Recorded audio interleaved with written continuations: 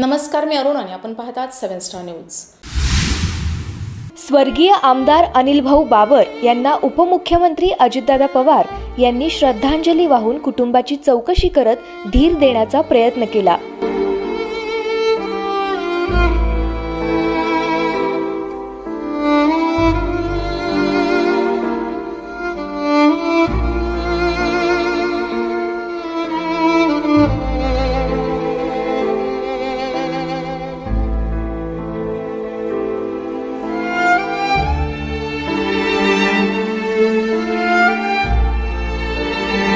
अमोल दादा व सुहास भैया यांना तुम्ही खचून जाऊ नका, आम्ही तुमच्या पाठीशी आहोत, अशा भावना अजितदादांनी व्यक्त केल्या।